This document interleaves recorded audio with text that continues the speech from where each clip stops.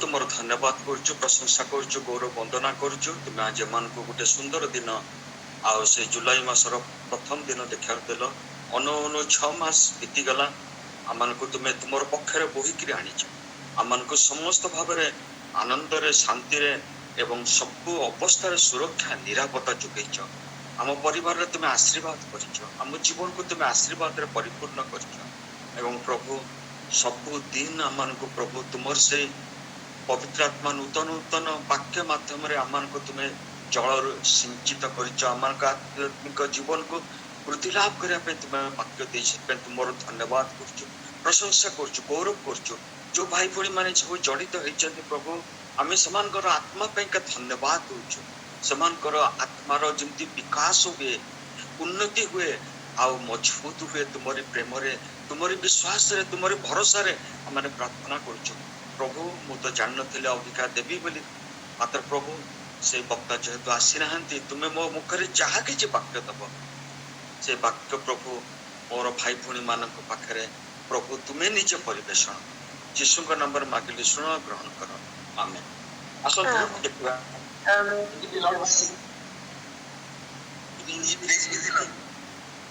कौन कहले वीरेंद्र भाई? Praise be the Lord. Thank you sir. हमें आज देखिबा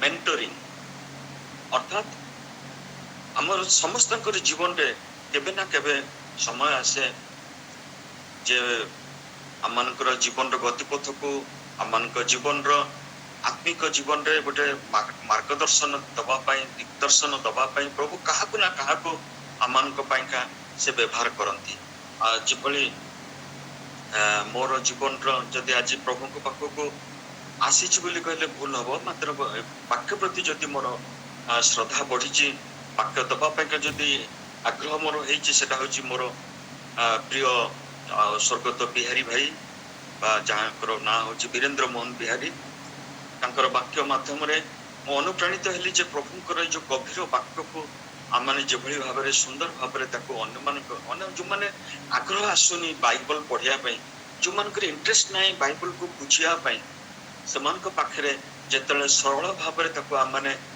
कहू से वाक्यटा से गोटे सुंदर आकर्षण हो जाए और से प्रभु प्रति आकर्षित होती आज आउ समय लोकसान करवानी आम मैंने आसवा आज ध्यान निमंते रखी से द्वितीय प्रथम तिमोथी तार 4 पर्वर 12 पद आउ मानक सेटा आज प्रथम तिमोथी 4 पर्वर 12 पद जदि के पार्टी ना मु पढ़ देबी। तुम्हारा यौवन अवस्था सकाशे केही तुमको तुच्छ न करू किंतु वाक्य रे आचरण रे प्रेम रे विश्वास रे और पवित्रता रे विश्वासी मानकर आदर्श स्वरूप हुओ। आमेन। प्रभु आशीर्वाद करंतु लेले वाक्य प्रथम होची वाक्य रे बा स्पीच हमने जो कथावार्ता करू बहुत लोग अच्छा जो मैंने से गिफ्ट बा प्रभु अनुग्रह पाई ना से माने मुख आ बधिर तेणु कह भाषण बा आम जो कथा कहूचु जो पिलाटी जन्म हुए बापा माँ मैंने अनै था कौ दिन से कथा कह जो से खनि खनि कर गोटे गोटे कथा कहे केते मन रे आनंद से आहरी कथा कहती से शिक्षा पे चेष्टा करे भाषा जोटा भी हो सेटा होची आमनकर कम्युनिकेशन बा मोर कथाटा को आपण बुझी पारिबे मो वर्तमान गोटे भाषार अवलंबन करछि सेटा होची ओडिया भाषा एवं मोर कथा द्वारा आपनकर कान रे प्रवेश करछि एवं आपण बुझी परछन्ती जे विनय भाई कोन कहउछन्ती तेणु एटा होची कम्युनिकेशन बा वार्तालाप करिबा।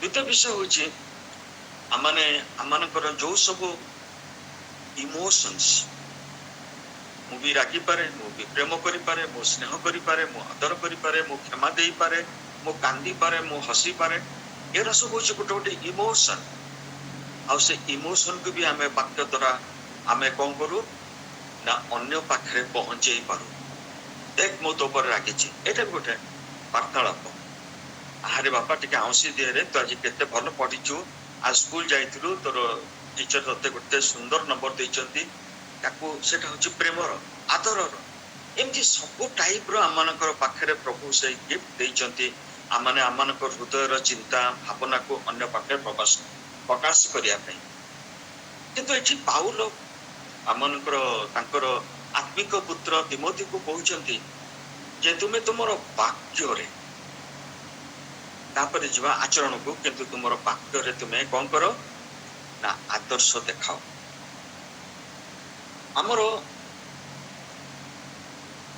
अनेक ओ कहवा को लाज लगुची खराब भी लगुची किंतु कहूची जे आमनकर क्रिश्चियन भाई भौणी माने अनेक समय निंदित होती कारण आमनकर कथा द्वारा अन्य केते लोकों को आमे असंतुष्ट करिथाउ आमे समानकर निंदा करिथाउ समानको अपमानित करिथाउ समानकर मनरे कष्ट देइथाउ समानकर दुखर कारण हेइथाउ आमनकर कथा द्वारा एवं से कथा द्वारा आमने केतरा केतरा असम्मानित हेइथाउ मिथ्यार माने साहाय्य नै थाउ कोनसी कथा जदि आमनकर चरित्र उपरे आसिला आमे संगे संगे ताको भुलै दवा पइका मिथ्यार आश्रय नै थाउ स्पीच वाक्य एते भली भाबरे आमे ताको व्यवहार करि सिखिथाउ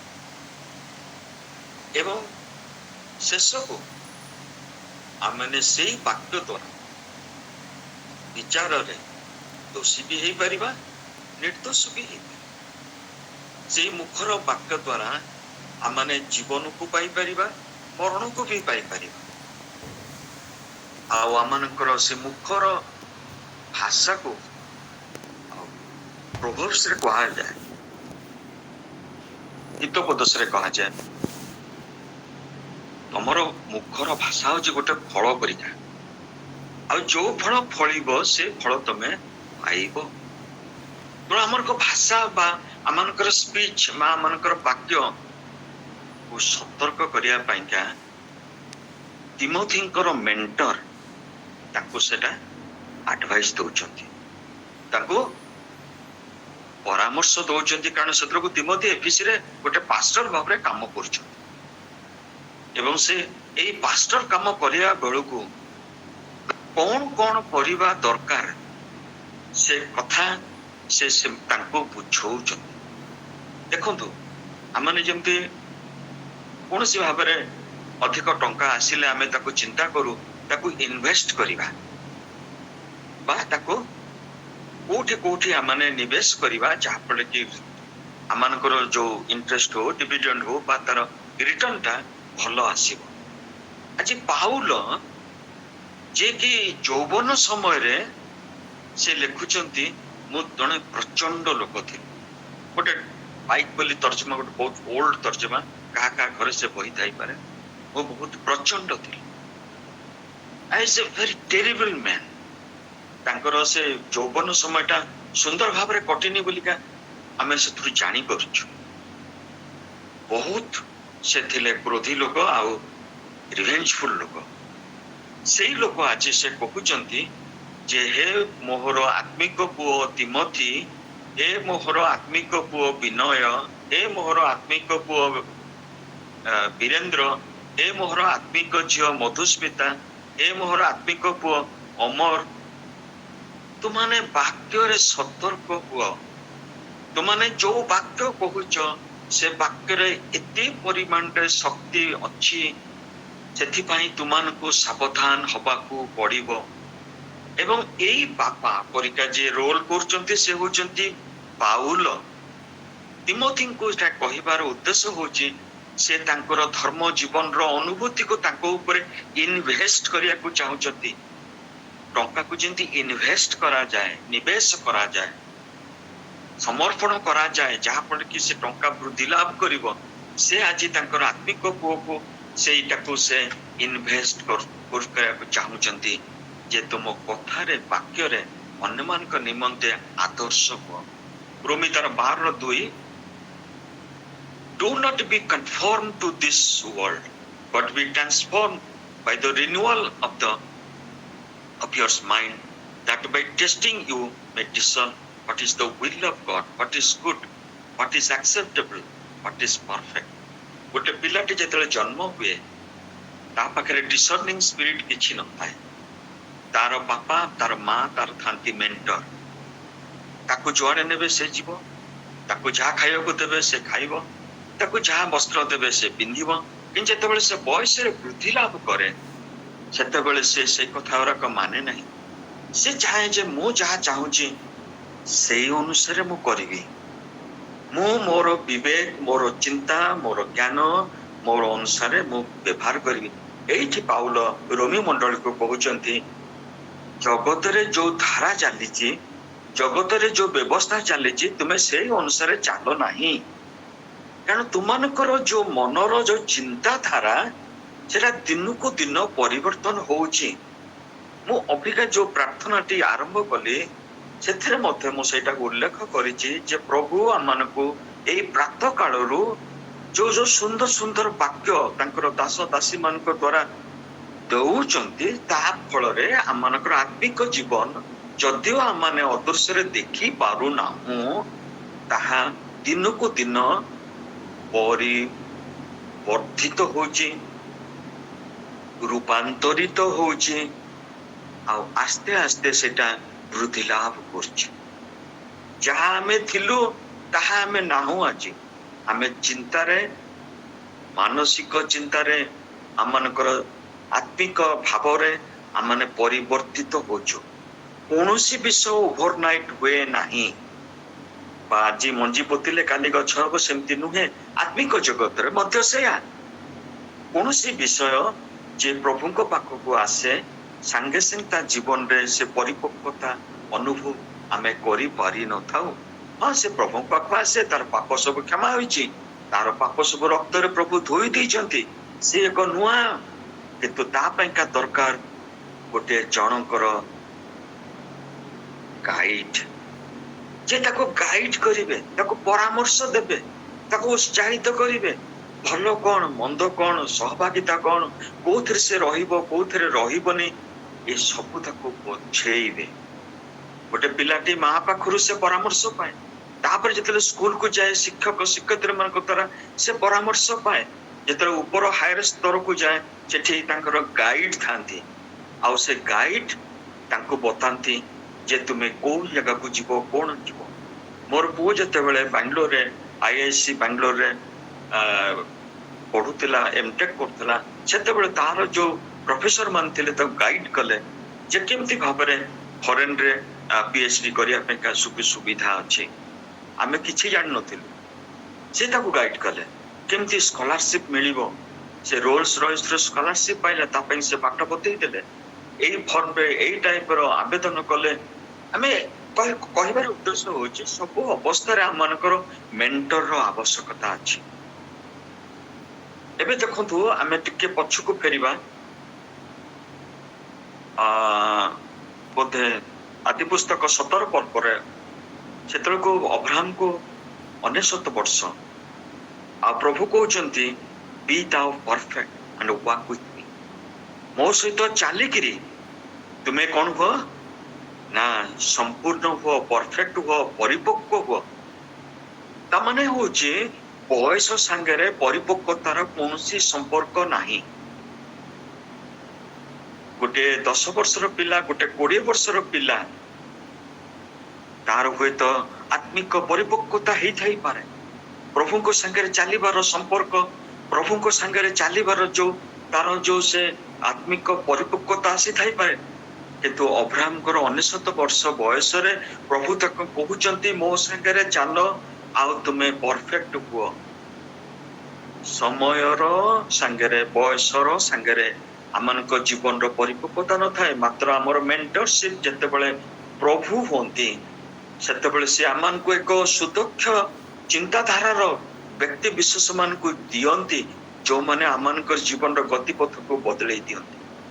ଯେମିତି ବୀରେନ୍ଦ୍ର ଭାଇଙ୍କ ଜୀବନରେ ପ୍ରଭୁ ଆଶିଷ ୱାଲ ସିଂଙ୍କୁ ଦେଇଥିଲେ ଏବଂ ଆଶିଷ ୱାଲ ସିଂ ତାଙ୍କୁ ପ୍ରଭୁଙ୍କ ଆଡକୁ ଆକର୍ଷଣ କରିପାରିଥିଲେ।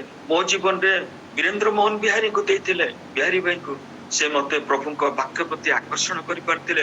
ମୋସାଙ୍କ ଜୀବନରେ ତାଙ୍କର ଭଉଣୀ ତାଙ୍କର ମା ସେମାନେ ତାଙ୍କର ଯଦି ମେଣ୍ଟରିଂ କରିନଥାନ୍ତେ ସେ ପାଣିରେ ହିଁ ମରି ଯାଇଥାନ୍ତେ, ସେ ଭାସି ଭାସି ଯାଇକି ପଚି ପାଚି ଯାଇଥାନ୍ତେ କି ବନ୍ୟ ଜନ୍ତୁ ଖାଇ ଦେଇଥାନ୍ତେ।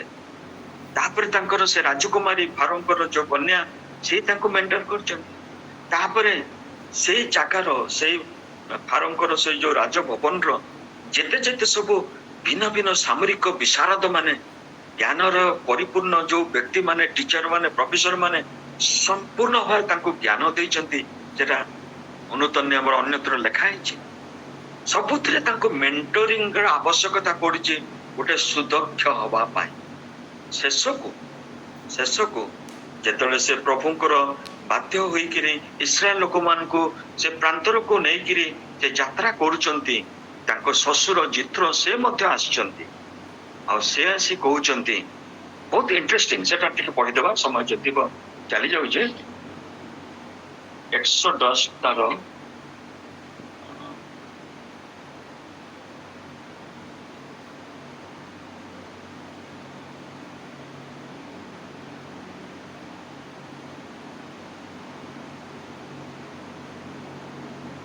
ଚିତ୍ର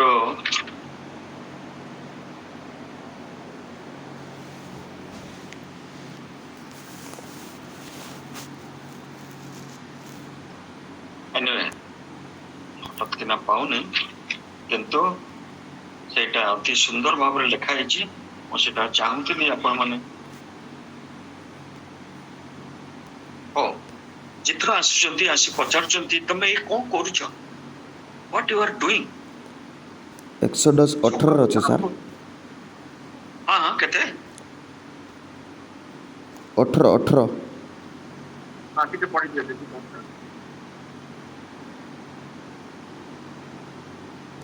ପଢିଦିଅ 18ରେ ସେ ଜିତ୍ରଙ୍କ ପରାମର୍ଶ। ଟିକେ ଯଦି ପାରୁଛ ପଢିଦିଅ। କେଉଁ ବିଷୟରେ କହୁଥିଲେ କି? ଯେ ମୋସାଙ୍କୁ ସେ କହୁଛନ୍ତି ଯେ ତୁମେ ଯଦି ସକାଳୁ ସନ୍ଧ୍ୟା ପର୍ଯ୍ୟନ୍ତ ଏମିତି ଶୁଣିବ, ସବୁ ଲୋକଙ୍କର ବିଚାର କରିବ, ତେବେ ତୁମେ ଦୁର୍ବଳ ହେଇଯିବ।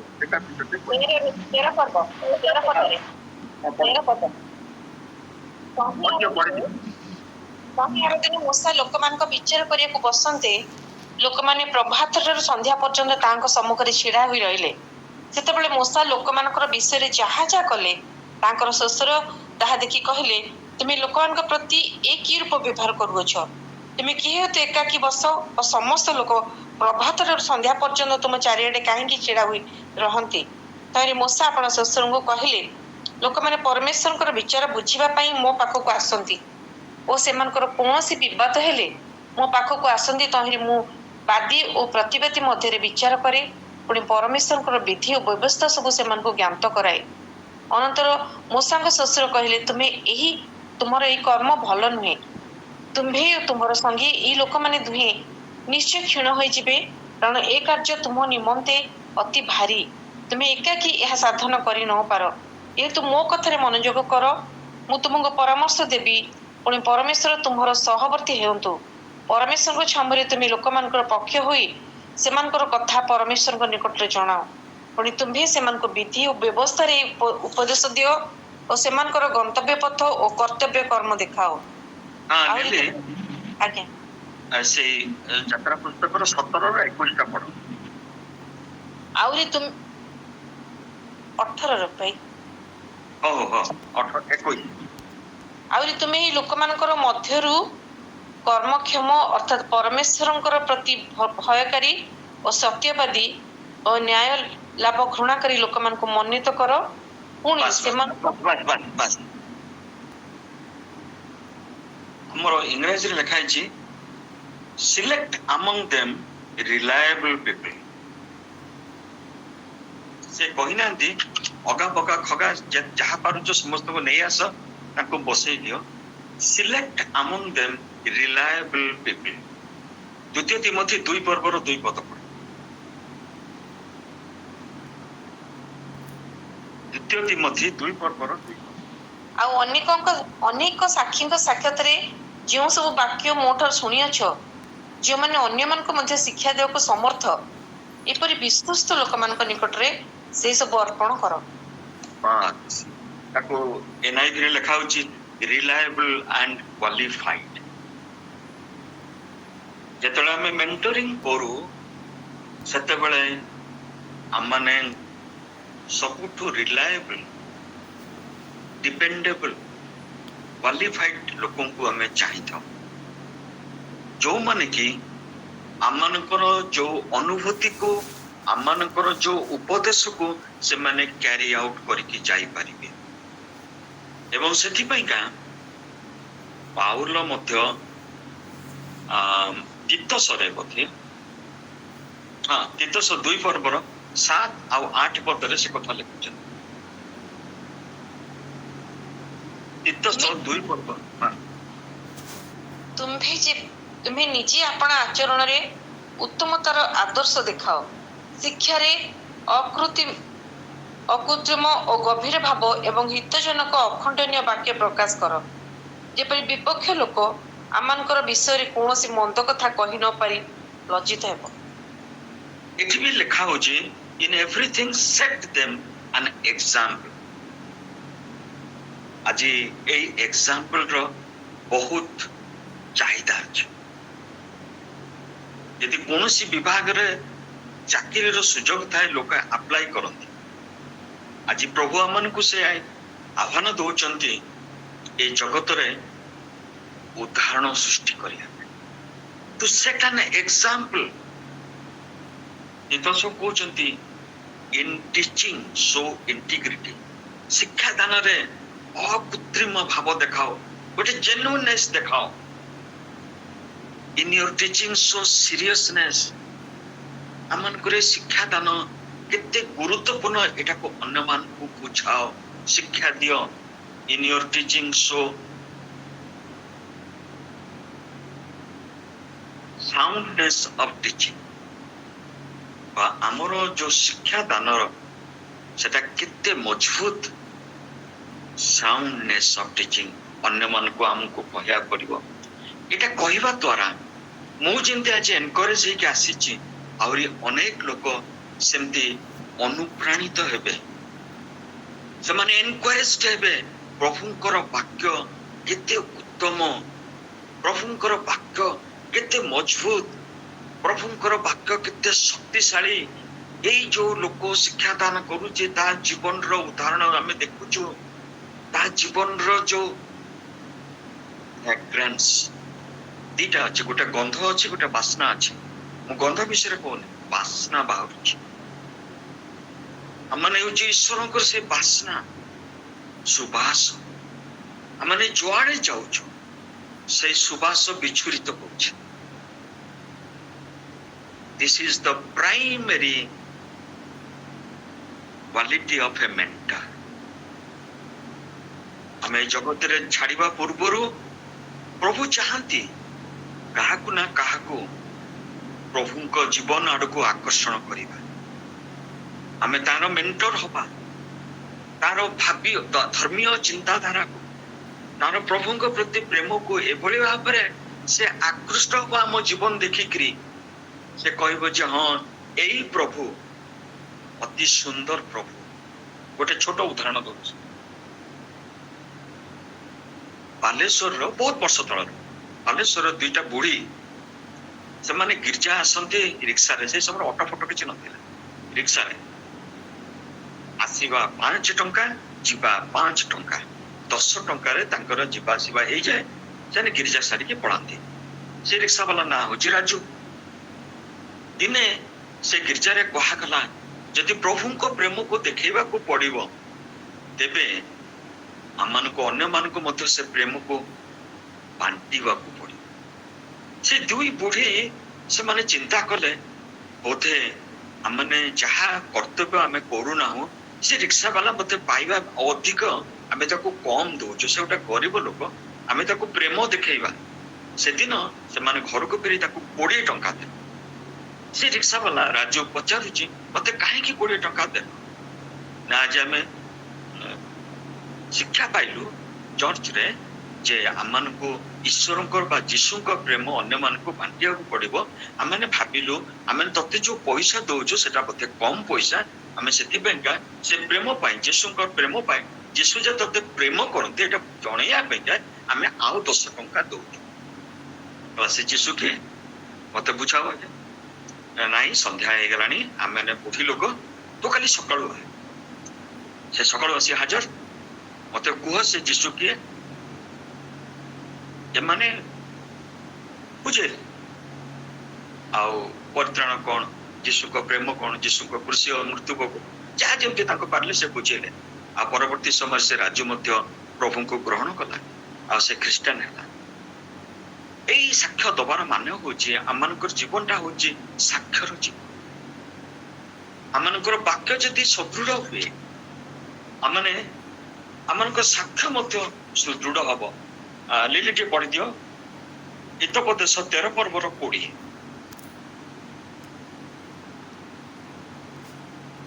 प्रोवर्ब्स 13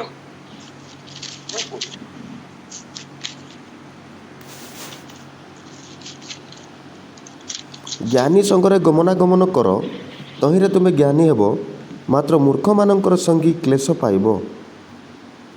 ज्ञानी संगे गमनागमन कर तुमे ज्ञानी हब मेंटरिंग होची टू वे सिस्टम तमे तार जीवन को ज्ञान दब से तुमर ज्ञान देखिकिरी से मध्य आकर्षित हब टू वे सिस्टम ज्ञानी संगे गमनागमन कर जहा फल कि तुमर ज्ञान बढ़िब आ गोटे पद से प्रोवर्ब्स 27:17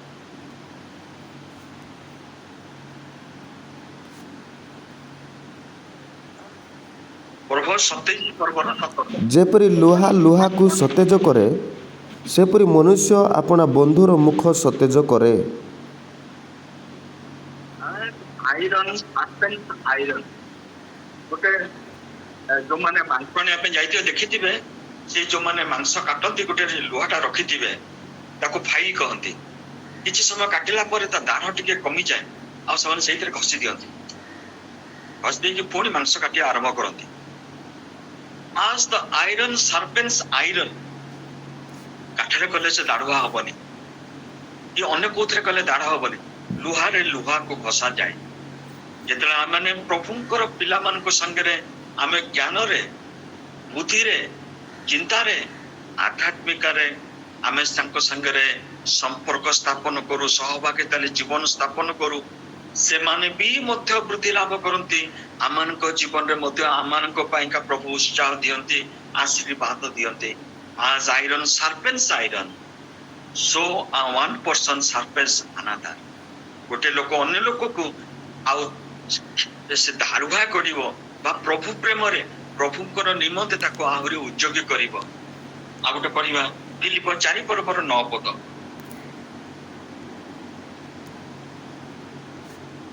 फिलिप 4 पर्वर 9 पद तुम्हे माने जे समस्त विषय मोठार शिखियछ पाइयछ सुनियछ ओ मोठारे देखियछ से सब करो सेतिरे शांतिदार बस इमिटेशन मेंटरिंग रो आ गोटे बड़ विषय होची इमिटेशन अनुकरण कर आज पाउल जेहेतु से प्रभु सहित चलुचंती से कहउचंती दृढ़ भाव रे मु जो टाइप रो जीवन काटुची तमाने सेटा को अनुकरण कर आज आमे सेटा कहि परिबा कि आम जीवन रो जहा किछि माने अन्य मान को संगे व्यवहार करछु जहा किछि आमे करछु आमे कहि परिबे कि आमानकर जीवन को तुम अनुकरण करो प्रभु आमान को आशीर्वाद करंतु द्वितीय विषय देखिया वाक्य रे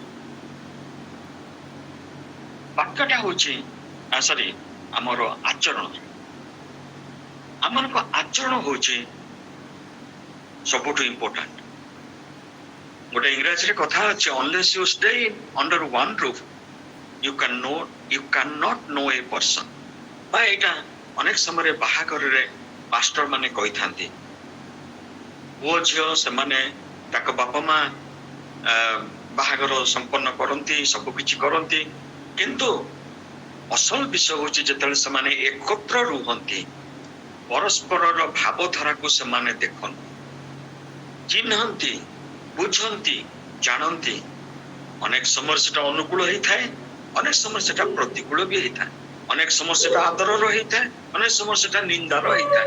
ଓ ଏ ଲୋକଟା ଏଭଳିକା, ଆରେ ମୁଁ ତ ଜାଣିଥିଲେ ବାହା ହେଇ ନଥାନ୍ତି।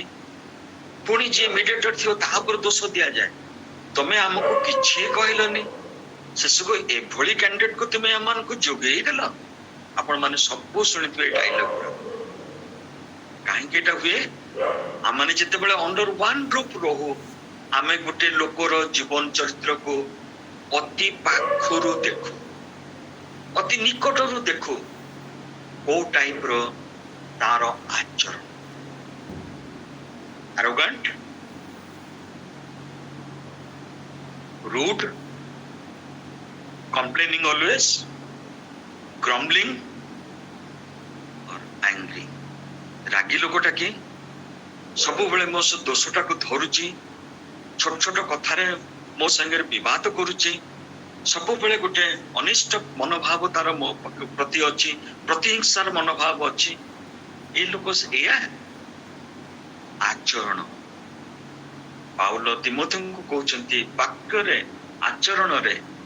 ସମୟ ହେଇଯାଉଛି, ସେଥିପାଇଁକା ମୁଁ ସାରିବାକୁ ଚାହୁଁଛି। ତୃତୀୟଟା ହେଉଛି ପ୍ୟୁରିଟି।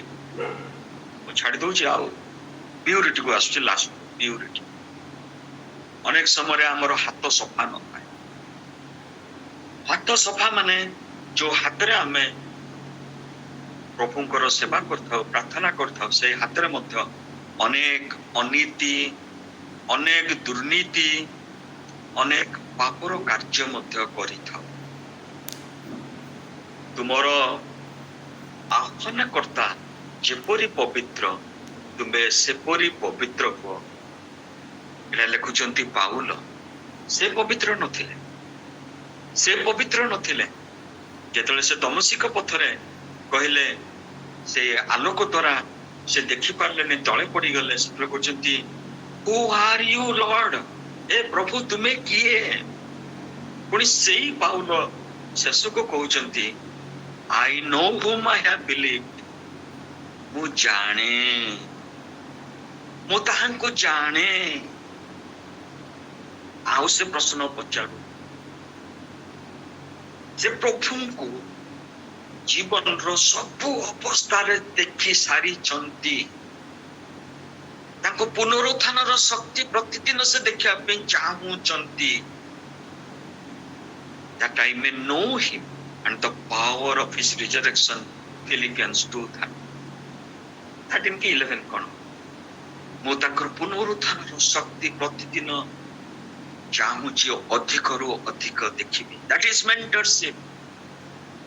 ଯୋଉ ପ୍ରଭୁ ତାଙ୍କୁ ଏ ପର୍ଯ୍ୟନ୍ତ କଢେଇକି ଆଣିଛନ୍ତି, ଯାହାଙ୍କ ପାଖରେ ସେ ନିବେଶ କରିଛନ୍ତି, ଆଉ ପ୍ରଭୁ ବି ଅନୁଗ୍ରହ ନିବେଶ କରିଛନ୍ତି।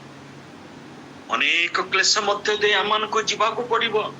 ପ୍ରେରିତରେ ସେ ଶିଷ୍ୟମାନଙ୍କୁ କହୁଛନ୍ତି, ଯୋଉମାନେ ତାଙ୍କୁ ଘେରିକି ଛିଡା ହେଲେ, ପଥର ମାରିବା ପରେ ଲୋକମାନେ ଭାବିଲେ ମରିଯାଇଛନ୍ତି, ବୋଧେ ଲିସ୍ତ୍ରାରେ କି କୋଉ ଜାଗାରେ, ତାକୁ ସେମାନେ ଟାଣିକି ଆଣିଲେ ନଗର ବାହାରକୁ। ଆଉ ସବୁ ବିଶ୍ୱାସୀ ଭାଇ ମାନେ ଯେତେବେଳେ ଘେରିକି ଛିଡା ହେଲେ, ସେ କହୁନାହାନ୍ତି ଯାଅ ତାଙ୍କୁ ପଥର ମାର। ସେ କହୁଛନ୍ତି ଅନେକ କ୍ଲେଶ ମଧ୍ୟ ଦେଇ ଆମମାନଙ୍କୁ ଈଶ୍ୱରଙ୍କ ରାଜ୍ୟରେ ପ୍ରବେଶ କରିବ। ମୁଁ ଜାଣେ। ଆଜି ଆମମାନଙ୍କ ଜୀବନରେ ଗୋଟେ ସାକ୍ଷ୍ୟ ହଉ, ମୁଁ ଯୋଉ ଈଶ୍ୱରଙ୍କୁ ପ୍ରେମ କରିଛି ତାଙ୍କୁ ମୁଁ ଜାଣେ। ଜୀବନର ଶେଷ ମୁହୂର୍ତ୍ତରେ ପ୍ରଭୁ ଆମମାନଙ୍କର ସେ ଶେଷ ଘଣ୍ଟି ବଜେଇବା ପୂର୍ବରୁ କାହାକୁ ନା କାହାକୁ ଆମମାନେ ନିଶ୍ଚିନ୍ତ ମେଣ୍ଟରିଂ କରିବା, ତାର ପରାମର୍ଶଦାତା ହବା, ଆତ୍ମିକ ଜୀବନରେ ବୃଦ୍ଧି ଲାଭ କରିବା ପାଇଁ ତାକୁ ସାହାଯ୍ୟ କରିବା। ପ୍ରଭୁ ଏଇ ବାକ୍ୟ ଦେଇ ସମସ୍ତଙ୍କୁ ଆଶୀର୍ବାଦ। ପ୍ରତିଦିନ ଆମମାନଙ୍କୁ ପ୍ରଭୁଙ୍କୁ ଜାଣିବାକୁ ପଡିବ, ତାପରେ ଜଣେଇବାକୁ ପଡିବ। ଆଗେ ଜାଣିଲେ ତ ତାପରେ ଜଣେଇବେ। ଯଦି ପ୍ରଭୁଙ୍କ ସାଙ୍ଗରେ ଆପଣ ସାର୍ପେନ ହଉନାହାନ୍ତି, ଜାଣିବେ କେମିତି ପ୍ରଭୁଙ୍କର ପ୍ରେମ? ପ୍ରଭୁ ଏ ସଂକ୍ଷିପ୍ତ ବାକ୍ୟ ଦ୍ୱାରା ଆଶୀର୍ବାଦ କରନ୍ତୁ। କ୍ଷମା କରିବେ, ଅପ୍ରସ୍ତୁତ ଭାବରେ ଆମମାନଙ୍କ ପାଖରେ ପ୍ରଭୁ ଯୋଉ ବାକ୍ୟ ଦେଇଛନ୍ତି ତାକୁ ଗ୍ରହଣ କରିବେ। ଧନ୍ୟବାଦ, ନମସ୍କାର।